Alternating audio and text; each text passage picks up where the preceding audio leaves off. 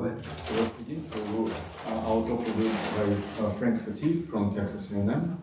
So he'll give a talk on Galois groups of polynomial systems. Yeah, well, thanks for inviting me. I haven't been here before. I think I've walked down the street in the past. I've been to New York a lot, but it's my first visit to CUNY. So what I'm going to talk about is work that I'm doing with a postdoc at Yale, Andrew Brady. He's a number theorist, as you can imagine from the title. So we all learn when we take or teach algebra about the Galois theory. Galois groups they encode structure about the internal life of fields, about the internal structure of a field. What's not taught, but it's true, in the very first book in Galois theory by Camille Jordan in the 1870s, he wrote about how Galois theory also gives information or can be understood in terms of geometric problems. And so let me talk about let me start with a classical one, which is kind of fun. In fact, here, everybody, you guys, there's enough people here. Everybody can get one. Here, you want to pass these around? Here's some toys. Everybody should have one. Just pass it. Okay, maybe there might have to be a little bit of sharing, but it's okay. It's known. Here, let me get this out. So I have a little nicer one. So it's known by Cayley and Solomon that on a smooth cubic surface. So I'll just say f equals 0 in projective 3 space. There are 27 lines. That's classical. It's actually quite old now. So in fact on the models you have, there actually are 27 lines on each of those models. It's a little bit of a challenge to find them. You can probably find a few of them by eyeballing it. This is exactly the same cubic surface, and somebody actually etched the lines on them. So if you were to look at this, and here's exactly the same cubic surface, and somebody printed them for me. It's a little harder to see, but there's lots of. Also, they don't have to be the real. Oh, but these are all real. Yeah. This is in fact, all these cubic surfaces you have. My next sentence is false for all these cubic surfaces. But 27 lines. Well, it's true, but they are in a remarkable configuration. There's a lot. There's a lot you can write about the configuration of the lines on a general smooth surface. This surface, it's a little bit special because there are some places like here, which is the same point in the model, where 3 lines go through a point, and that's not typical on a cubic surface. This is the very special diagonal cubic. It's very symmetric. The lines are a little bit special position, so they're in a more special configuration on this surface than in general. But there's a remarkable configuration, and it's the same configuration for all smooth cubics. It may degenerate like the one in your hand. Yes. Why were they interested in knowing about this? Well, that's a good question. I actually don't know their motivation. People were studying geometry, and you can do a parameter count to realize there should be finitely many lines on a cubic surface. Now, if you have a quadric surface, it has infinitely many lines on it, 2 different families. And on a cubic surface, you can do a parameter count, and then people figured out that there are 27 lines. There should be finitely many. And in general, if you go to higher degree surface, there are no lines. So realizing there's finitely many, I think this led people to count. It's an easy parameter count.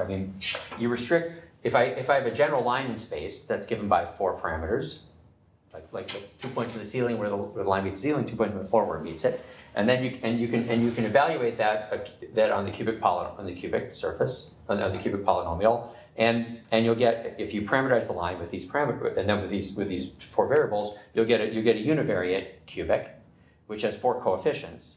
And since you have, so the advantage of each of those coefficients is an equation in your parameters, so you'd expect there to be finitely many lines. And in fact, by people understand much more sophisticated ways to get 27 than I explained. Anyways, so let me just continue. So there's Jordan talked about this, and I'll say maybe a little bit about what he talked about. It wasn't quite this global view. So what you can do is you can make an incidence variety.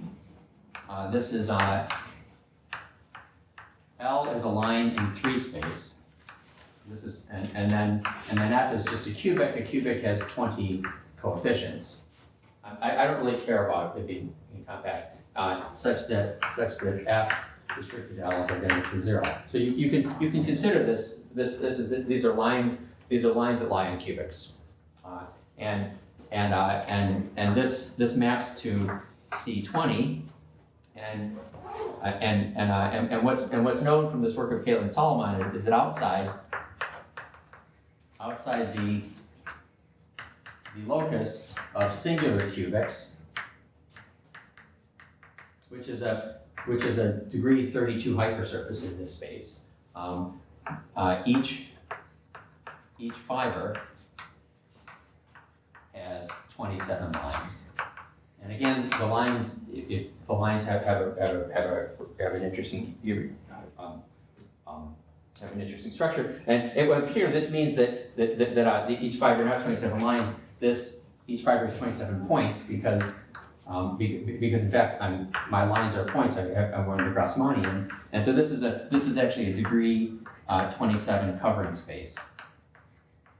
So if you throw away this locus, this is 27 to 1, and you know, the fibers are correspond to the lines, and then the monodromy group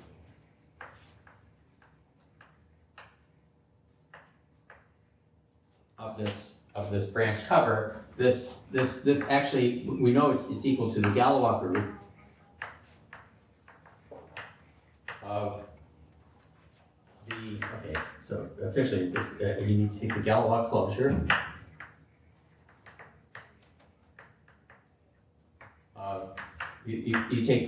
so the function field of this, you know, this is some variety. It's irreducible. It has a function field, and because this is surjective, it's an extension of the function field. Okay, this is a little bit of abuse of complex numbers, but what I mean is this is 20 parameters. So it's okay, and in fact, this is actually the same field, I should say, but because it's also a rational variety. So okay, don't let that bother you. Okay, I mean, but the Galois closure is something else. So you take the Galois closure of this, and its Galois group will be the same thing as the monodromy group. And this is an understanding we have now. So what Jordan observed is that if you pick any one cubic, say a cubic over Q, and you look at the lines, you look at all the so the lines have equations, or maybe points in the lines, and you join all of those to Q, you get a field extension of Q, which is a Galois extension, and the Galois group of that field extension has to act on this configuration of lines, and likewise for the same reason here, just souped up to a larger field than Q, which you know is that this preserves. Okay, it preserves the lines, but it also preserves the configuration, which I said is remarkable, and so that tells you that it's a subgroup of the automorphism group of this configuration, which turns out to be the vial group E6. That's part of the lore of all this. You can see the 27 if you just move the representation here. It's a permutation representation of E6. And we actually know that these are all, we actually now know that this is equal. At the time, it wasn't known that it was equal. But the lesson here is that this Galois group, it has, if it's not the full symmetric group, there should be a reason for it. And here the reason is there's this structure. And in fact, not only is that a reason for it being a subgroup, but that actually determines the Galois group. This is, you know, this started with work of again of Jordan a long time ago, 150 years ago. Now, the setup here where I have a branch cover, this is fairly common in enumerative geometry. This is a particularly famous example of enumerative geometry. So in enumerative geometry, which maybe I won't define, but there'll be an example or two. such branch covers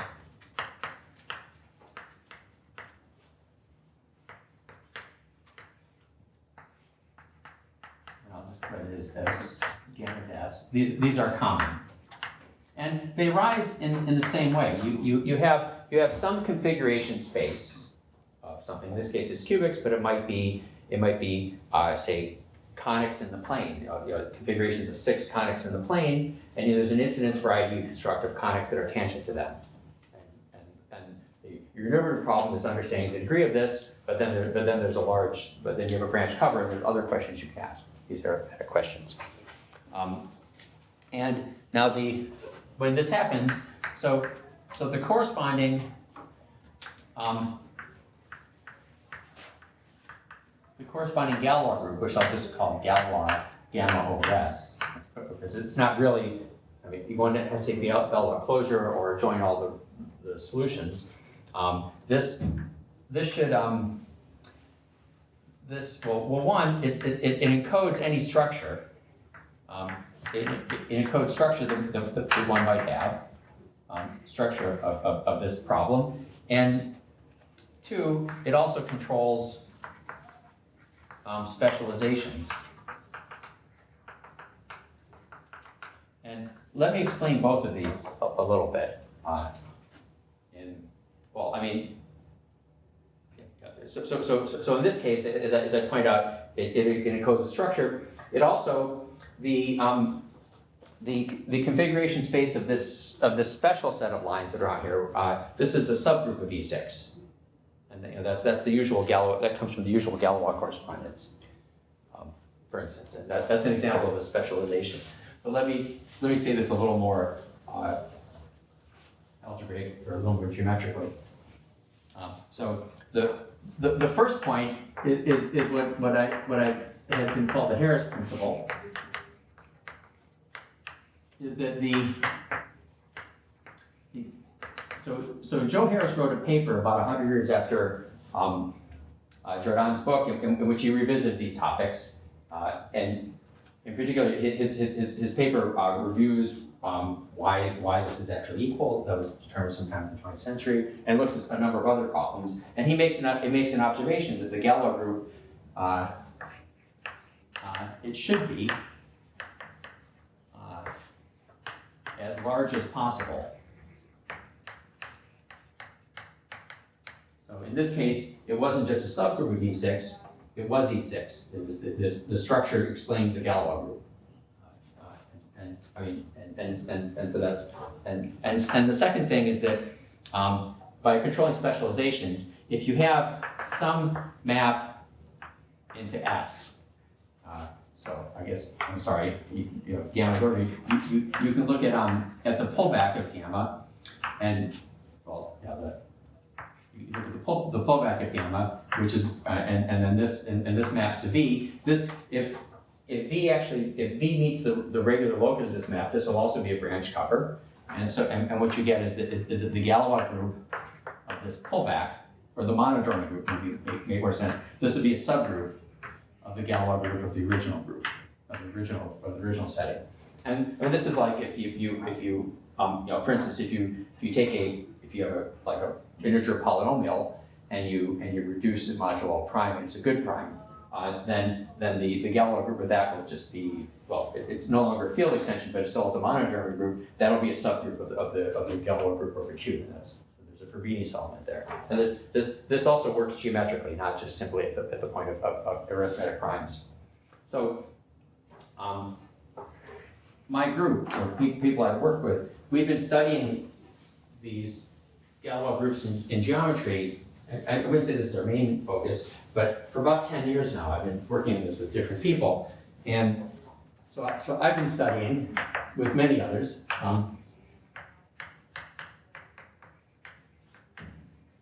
This in the context of Schubert calculus.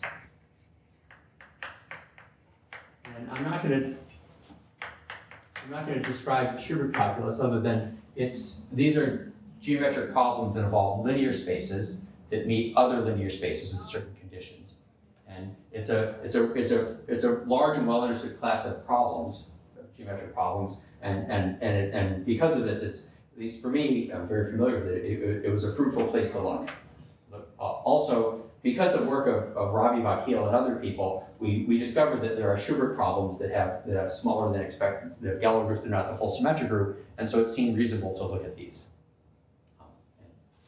I mean, I ran across some of these in my study of reality at one time. That there's some problems there's some geometric problems that had unusual numbers of real solutions, and we also understood that as they also had unusual Galois groups, which reflected that in some way that I can't fully explain. So now here's so we have observed the following. And by observed, these are computations, these are also some proofs, but every Schubert Galois group, sorry, I'm going to abbreviate this, is either, it's either the full symmetric group. I mean, Galois groups can be understood as acting by permutations on some set of solutions of something. In the case of your cubic, they act on the lines, which are some of the solutions of the problem. And full symmetric means that it's the full symmetric group on those. And this is what we typically find. If you write down a random integer polynomial that's irreducible, its Galois group will be the full symmetric group. That's Hilbert's irreducibility theorem. And in fact, we understand that because there's a generic Galois group in that case, which is full symmetric. And so most specialization in the will be full symmetric. But these are, okay, and it's either that or it's imprimitive.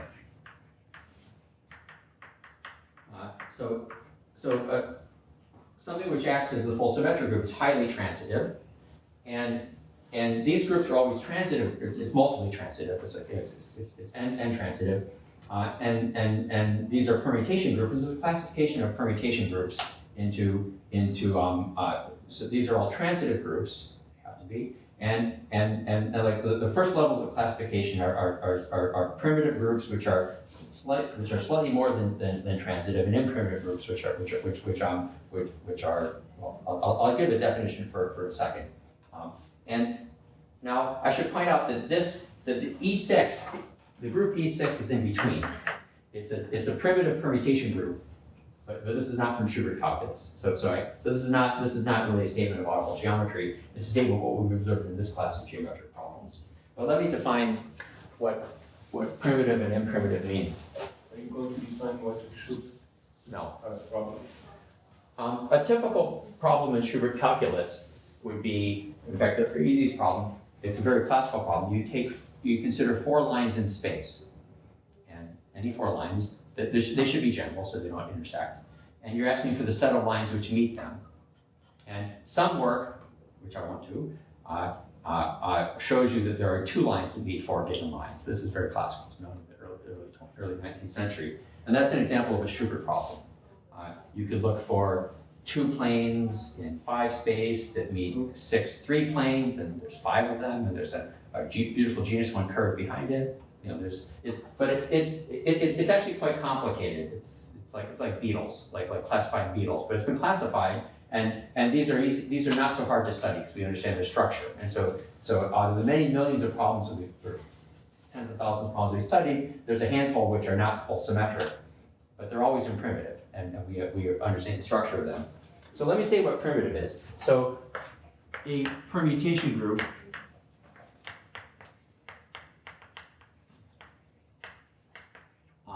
So it's a subgroup of the symmetric group, is primitive if it preserves no non-trivial partition. Sorry for the double negative.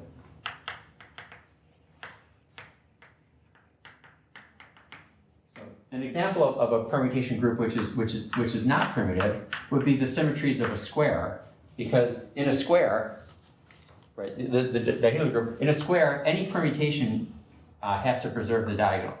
Any symmetry has to preserve the diagonals, and so that's a partition of 4 into 2 subsets, which are preserved by any rigid motion of the square. So this is not primitive.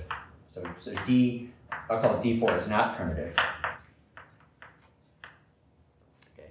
And that's actually the first group we run into in this world. And otherwise, yeah. So if it does preserve a partition, it's called imprimitive. And so what happens is every problem in Schubert calculus we've studied, it's either the full symmetric group or there's some partition that it preserves. And let me say a little bit about imprimitive permutation groups. I don't think they're taught anymore. But so now it turns out that if G inside of SM is imprimitive, well then in particular what happens is that okay, you find that M is a product of two integers where A and B are both bigger than 1. So M has to be composite. And G is a subset of something which I'll call SA composed with SB. Right? This is called a Reith product. And I'm sorry, maybe this is different notation than my wife, who's a group theorist, uses. But But apparently my collaborator, Andrew Britty, likes this notation. And it also gives the idea there's some composition, but I think the composition goes into, I actually don't know if this is such a good notation yet, but let me explain what happens. So here I'm going to use bracket K to mean the numbers 1 up to K. It's just a set, it's this set. And so I'll tell you what G is and I'll tell you what this group is. So you can think of M as an array of an A by B array. You use ordered pairs of numbers, and then if you project onto the first coordinate, there's a map here to the set of A. This is just looking at a square array and mapping to the first coordinate. And now the Reith product, as I wrote down, perhaps incorrectly. In fact, I don't like this. I think I'm gonna ask him why he doesn't write it the other way, or maybe I'm just making a mistake. So what this is the symmetry group of this picture. What I mean is it's permutations that act on this product, and it preserves the fibers. And the partition that gets preserved are the partition of this guy into the vertical fibers. So it permutes whatever it does, it permutes this is the action on the fibers, and then it may prove within the fibers. And what it is as a group is it's SB to the A. This is a group which is the kernel of the map from this group to the symmetry group on A. And then SA is acting on it by commuting indices. So if you want to think about this as a semi-direct product, some people prefer their semi-direct products written on the other side. Anyways, so that's the so any imprimitive group can be written as a subgroup of this. This is okay. So that's what we found in a study of Schubert calculus, and I want to talk about a different realm, which is a little easier to study, which is what Andrew Britty and I are doing. And so let me leave numbers or Galois theory, and I want to talk about sparse polynomials. So if you have sorry.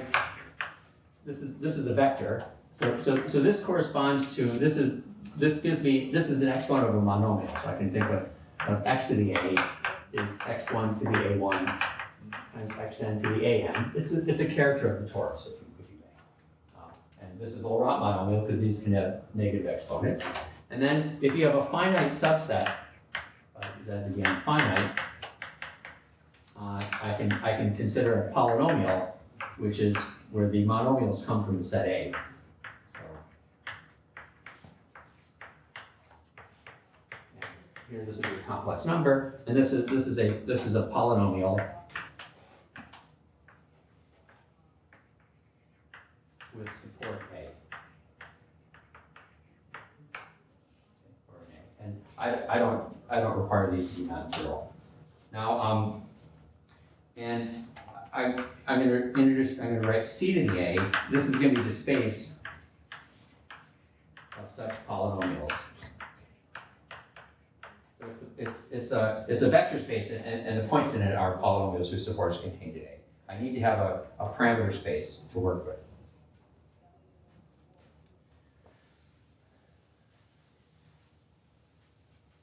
And now, so given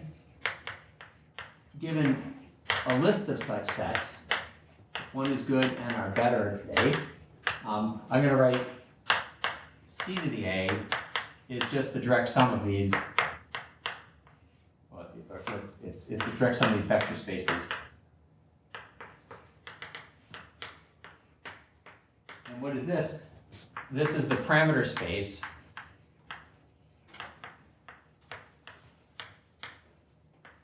of all systems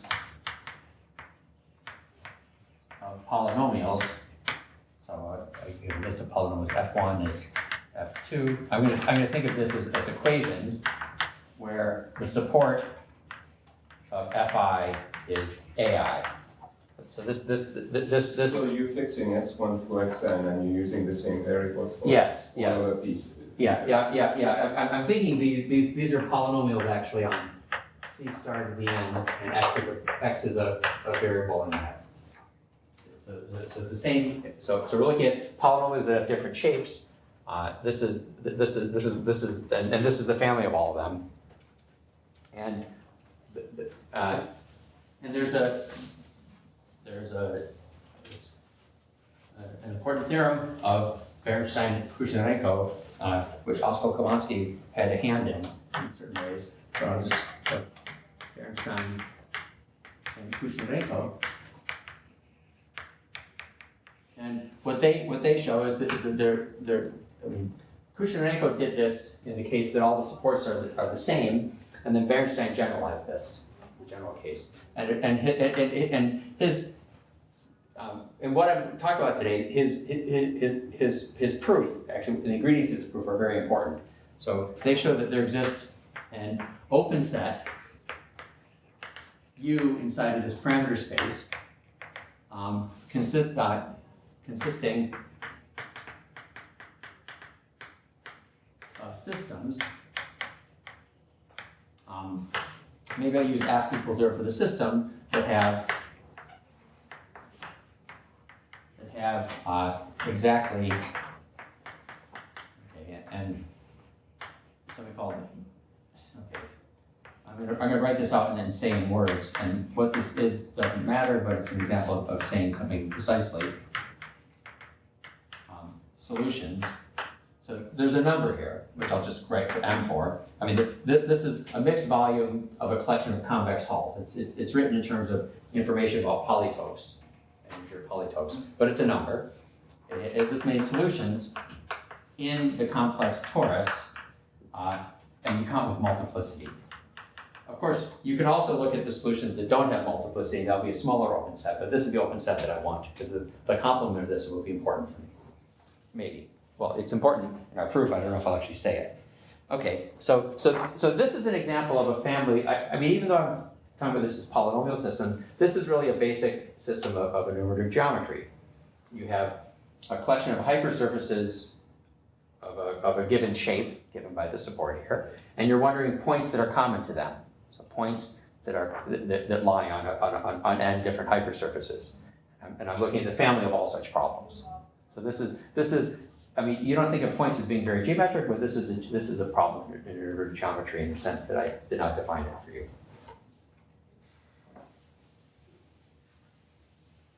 And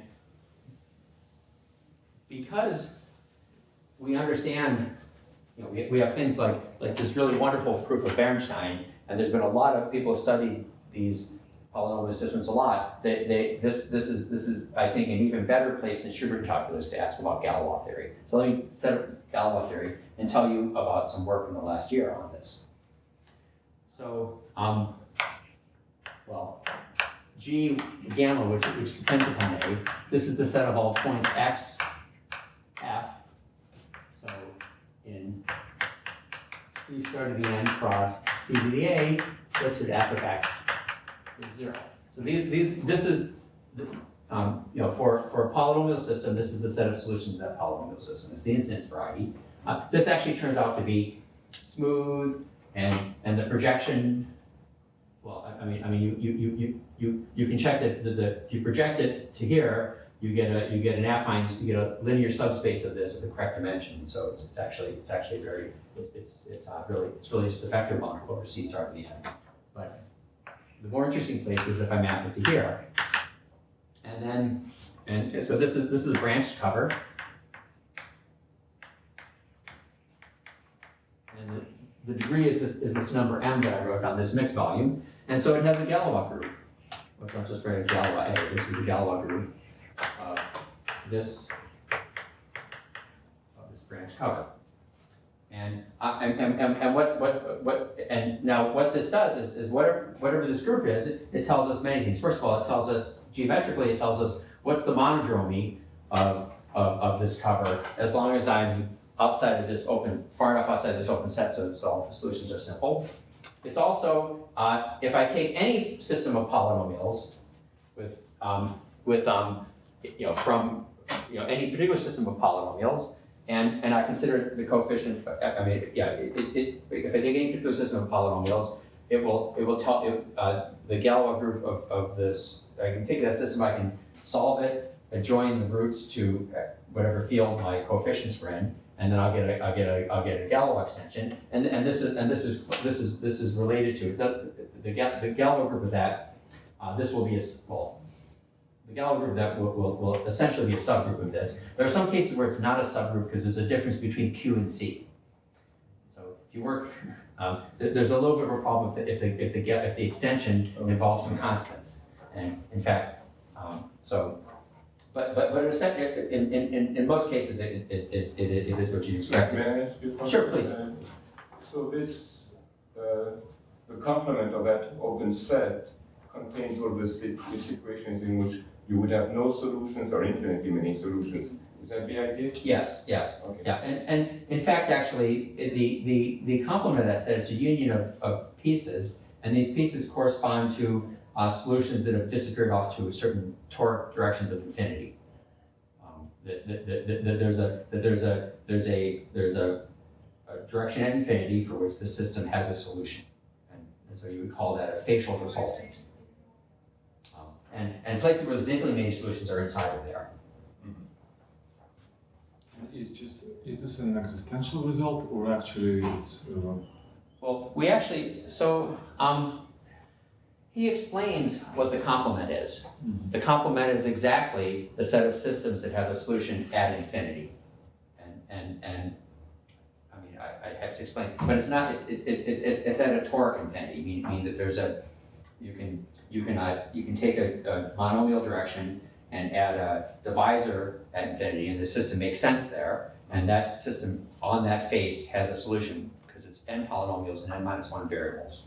So he says those are exactly the complement of this. So it's, I mean, people mostly know this result, but I think, and to prove this, he has to identify what this open set is, and that identification is not just needed to prove this, but it gives you a lot of information about for instance, if you're looking at a family of solutions where, and you're sort of wondering, when the kth coordinate vanishes in that family of solutions, that'll be exactly where the kth coordinate goes off to a certain toric infinity, and so you know that one of these facial resultants has to detect that point. People don't usually write about that. Anyways, it turns out that you can assume that 0 is in each of these ports, because these are polynomials in C star to the n. If I multiply a polynomial by a monomial, I don't change its 0 set, I just change its support. So I'm going to shift the support to being 0. Because I want this, so I don't have to say affine span. Okay, so now there's two obvious. Okay, so these are very general. These are all possible polynomial systems that we're considering, and with some thought, there's what I'm talking about now. the next bit is work of Alex Estroff, who analyzed this. So there are two sources of imprimitivity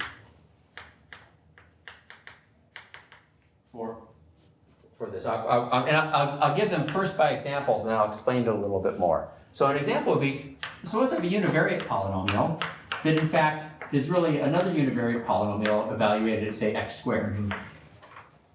Then, what I do is I solve G and I find its solutions, and then I need to take the square root of each solution. And so the and what you have then is you have the system where you have the solutions of G, and then over every solution you have the two square roots, and here's a fibration. And so the Galois group has to preserve this fibration, so it's going to be in a wreath product. Okay. And the second way might be you have your system has one polynomial in one variable. This is a special case of that. Or this can be thought of as a special case of this, but it's better to look at it this way. And then another polynomial in two variables.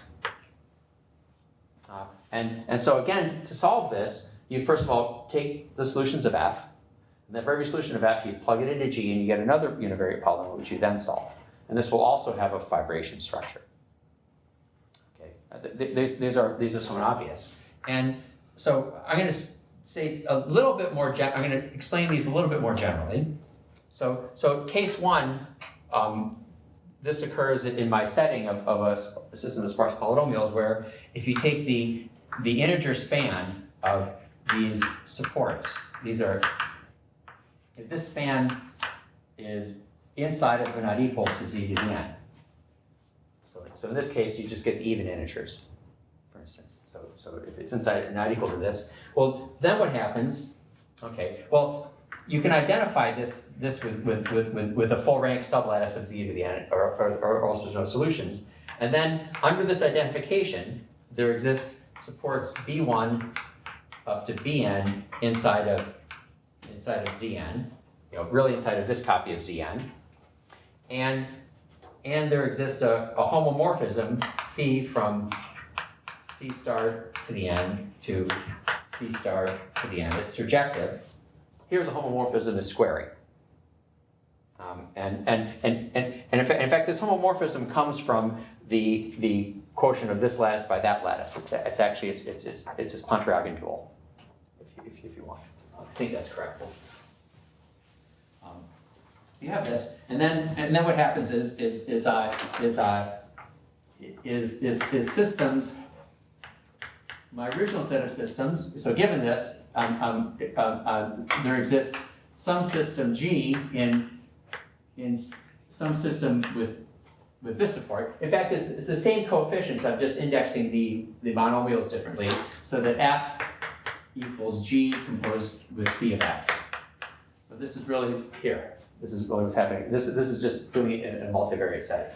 Okay, and then for the same reason, this implies that the Galois group of my original system is the Galois group of, actually I want to use this Galois group of this reduced system, where now I'm adjoining the kernel of phi, because these are the fibers here.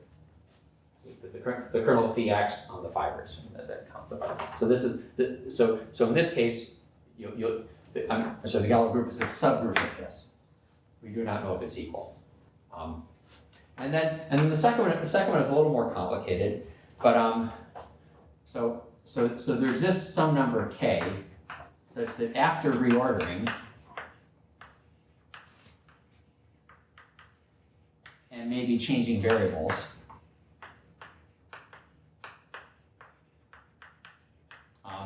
what you have is you can look at the span of the first k of your supports, and this will be equal to zk. So these live in a k-dimensional subspace, and they span all of it. And you can also write, let's see, how do I want to do this? Right, and I can also write c star to the n is c star to the k. Again, there's a change of coordinates, so I can do c squared a cross C star to the n minus k. And then what happens is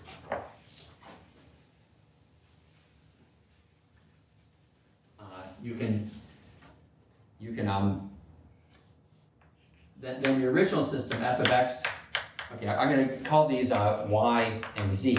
So f of x equals 0. This can be thought of as the system where I have g of y equals 0, and then h of y comma z is 0, where g of y is in c to the a1 to ak, and then h is another sparse system that you get from the remaining ones. I won't say exactly what that is. This is what you get if you substitute constants in for here.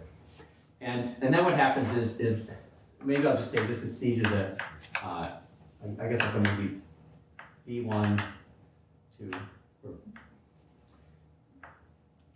bk plus 1 to bn, and then the Galois group of A would be the Galois group of this set A1 to AK, and then I include these B's. And again, it's because to solve this is a two-step process. And then, okay, so these are obvious sources of imprimitivity, and Alex Esteroff showed, just this year, what he showed is that if neither 1 nor 2 holds, then the Galois group is the full symmetric group on the set of solutions.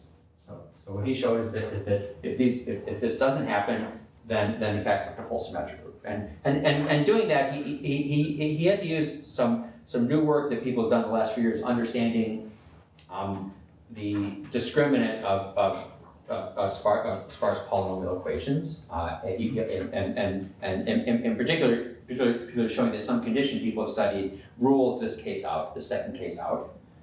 And when that second case is ruled out, there was a study by Gelfand, Kropotkin, and Zolovinsky that showed at a general point of the discriminant, two solutions come together. So that means your Galois group will have the transposition. And then he argued that the Galois group is too transitive, using also a really nice argument. So too transitive and transposition means the full symmetric group. And now, one of his goals was to identify for what set of supports is the Galois group solvable. You can use this to answer that. I won't go through that. And hence, when is a system of say integer multivariate polynomials, when is it solvable? And you can solve the solutions with radical. So that was his goal. Now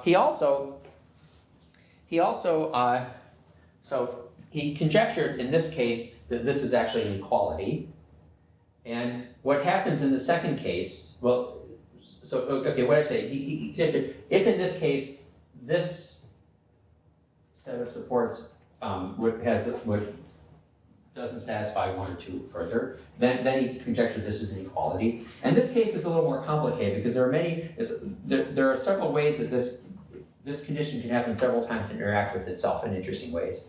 And it's not yet clear exactly what the Galois group is or what's the easy way to express what the Galois group is. That's something that I think a student working with me is working on that right now. But what I want to state is there's a theorem that Andrew Gritty and I came up with. And I'll explain what that is. It says that if in 1, so this is what Esteroff conjectured. It's a natural conjecture debate. If in 1, the Galois group of this is the full symmetric. So in this case, then the Galois group of the system is, well, I'll write it this way: the Galois group of this full symmetric group Reith product with this kernel. And the star is that we have a proof in the case of n equals 2. And it's partially because we haven't understood yet how to complete it. We know what to do, but it requires some geometric arguments neither of us has sat down to understand yet. And the number of variables, right? N is the number of variables. And it actually involves a question about faces of integer polytopes under certain allowed affine transformations. Or transformations. At least one of the reductions we have involves that. So let me just say a couple bits of the ingredient.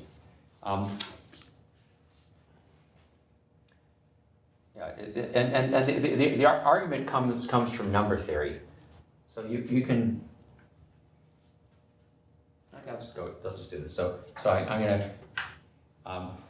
So in number theory, you usually start with the integers, and for us the integers will be this ring, which is where I join variables for the coefficients of G. So here I had this my original system of support A. It could be written as some other system composed of the kernel of phi, and this set of set supports B, for which you know that this set the full symmetric group is the Galois group. And so I'm going to actually consider a completely generic system where the coefficients are variables. It's a big ring, and then it has a quotient field. It has a quotient field because this is a domain, and this is actually my field that I'm going to take my extension over. It contains the complex numbers. That's important. And then I'm going to take S, which is, well, it's essentially R join the coordinates of all roots of G equals 0. So I look at, there's a field, there's some algebraic closure of K in which all these roots lie, and I join all coordinates of all roots of them. It's the same thing as looking at all R functions on the sets of roots, but then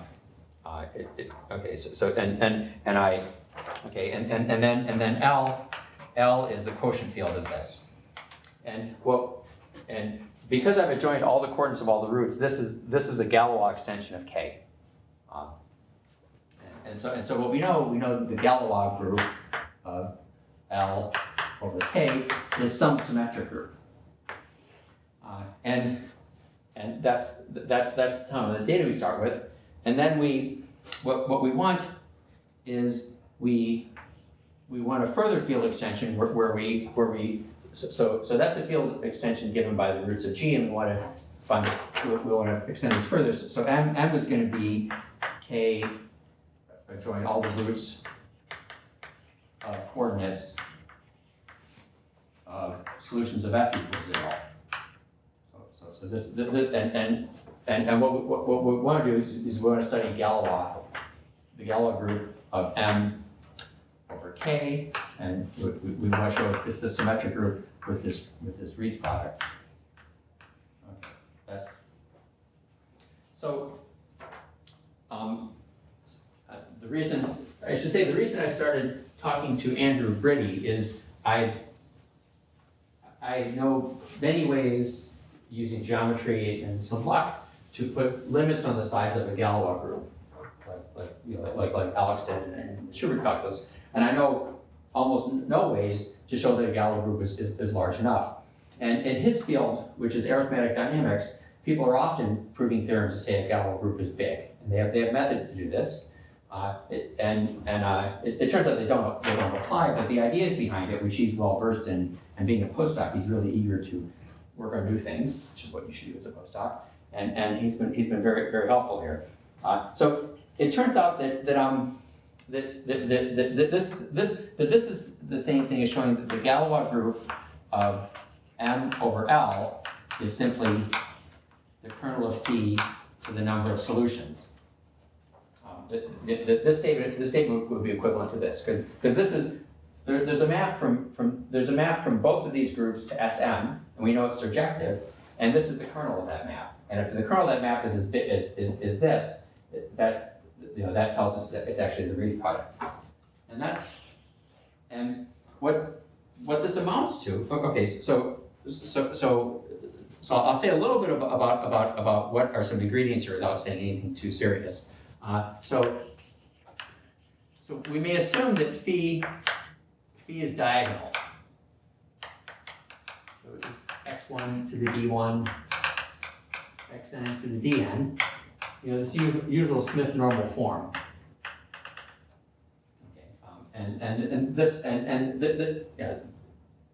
We don't know if this is necessary, but sure it's helpful. And then here's what we need. You need that for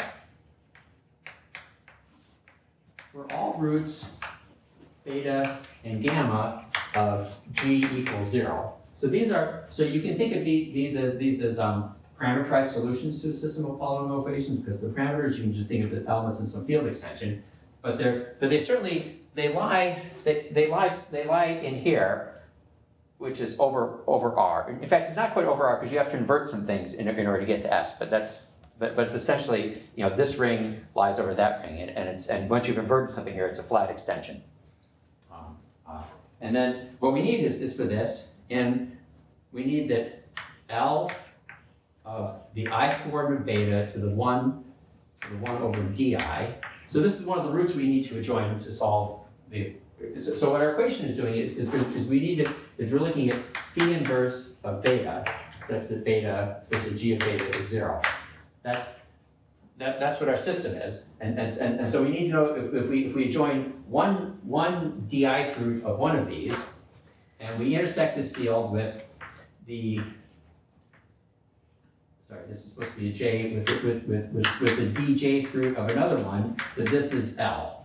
We need to show that these different field extensions are completely independent.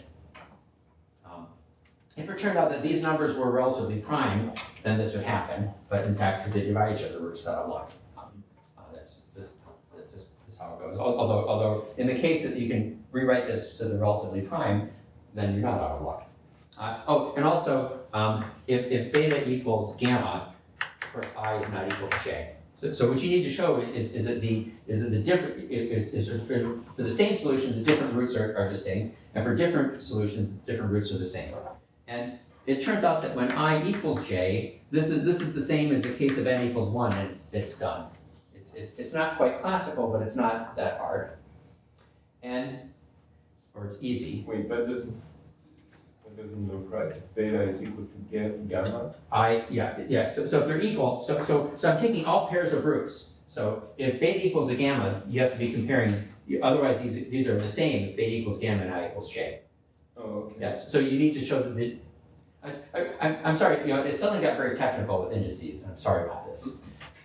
Usually, I hope to have a better way to say this. So now what happens is what. How do you actually show that such fields are? I'll say a word how you would show something like this. Well, the way they do a number theory is you think about primes. Oops. I had R, which is the coefficients. You think about primes in either this field K or which lift to primes of L. And which one you want to find a prime that divides this beta I that does not divide gamma j, because then there's a prime in this. There's a prime which is completely ramified here and unramified here, and that shows. And you just need to have it's like what you might do in ordinary number theory, but here my primes are subvarieties of my space of polynomials, and this is where all the work that people have done on resultants comes into play. So what we need a prime that divides beta I and not, well, gamma j.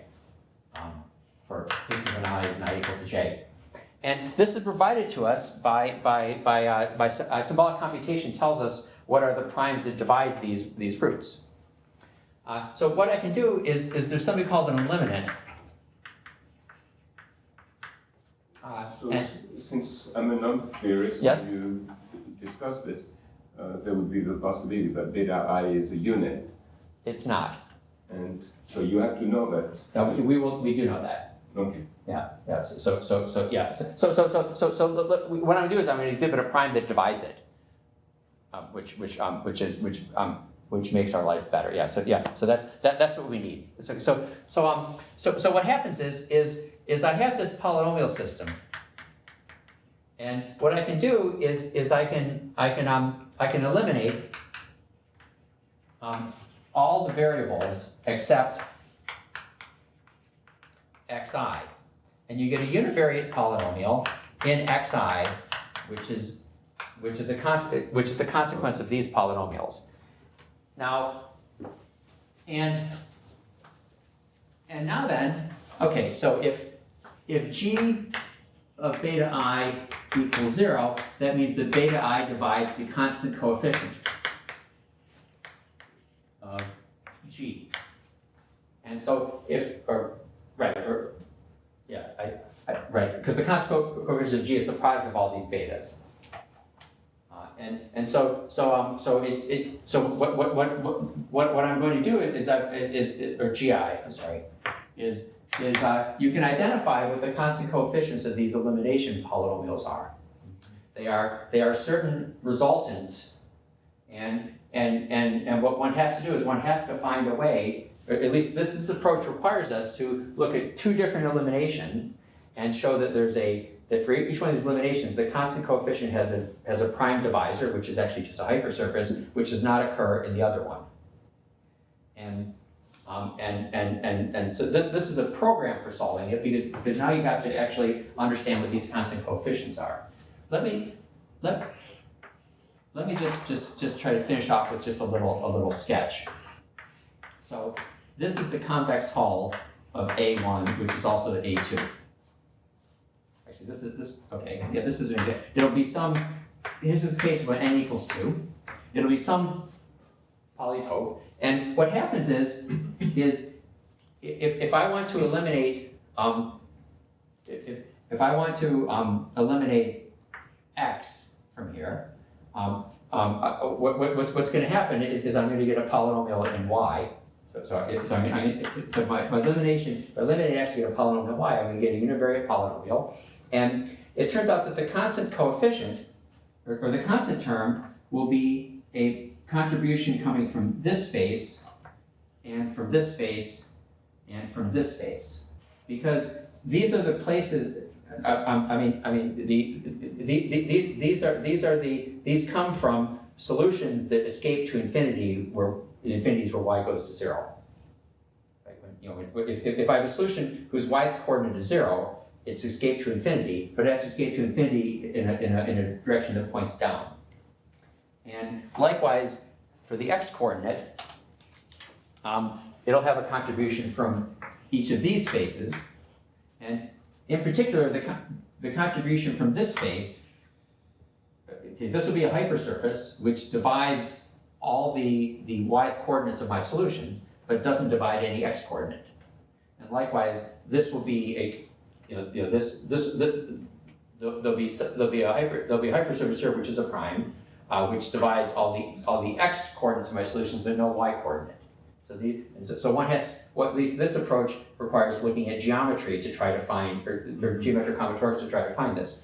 Of course, what's even better is because D1 divides D2, I can apply a shear to this I can apply a monomial change of coordinates which amounts to shearing this polytope, so the polytope becomes something, so the polytope becomes something that looks like this, and then other stuff, and then clearly this face and this face are disjoint in this sense, and the argument that we have that works when n equals 2 takes a polytope and applies some transformations to it so that it has a vertex at the origin, and then you can clearly say that there are downward pointing faces that are not the same thing as leftward. They're distinct from leftward pointing faces, and this gives you prime factors. This gives you primes that divide one coordinate but not the other. Does that? I tried to express it more. I wanted to learn this stuff from Andrew. I didn't grow up learning this stuff. that's the argument we do to show these extensions. And they're not units because we're actually working over the complex numbers, so we've actually added all constant field extensions in. So all the roots of unity are complex numbers, which makes this, which means that when you reduce mod p, you have to realize that you're going to get a little more automorphism than you do over the complex numbers, which really scared one of my students. So that's the end of this. So these contributions from the faces, we know what they mean geometrically, and that tells me that they will divide. They'll appear in the constant coefficients, and the problem is to try to arrange a coordinate change so that you can ensure you have one for each coordinate that is not in any other coordinate, not in all of them. Thank you. Questions? Yes. So, and what are the obstacles to generalize this to larger ends? The Probably geometry becomes worse. No, the only obstacles I haven't really thought about what types of coordinate changes. I mean, so Andrew and I were working on this, and then he moved to Yale, and we also discovered that making sense of what we mean by multivariate Galois theories is also most of the number theorists he's talked to have not understood what we meant by that and thought it's interesting. We want to expound on this. Also, we're in different places, so we're not working so fast. We did get together and write up the case of n equals 2, and then we felt we could talk about it in public. So Alex Estroff is also working on this, of course, and he's using topology. There are some topological ideas you can use. I think I can prove this using topology in the case that the Newton polytopes are all large simplices.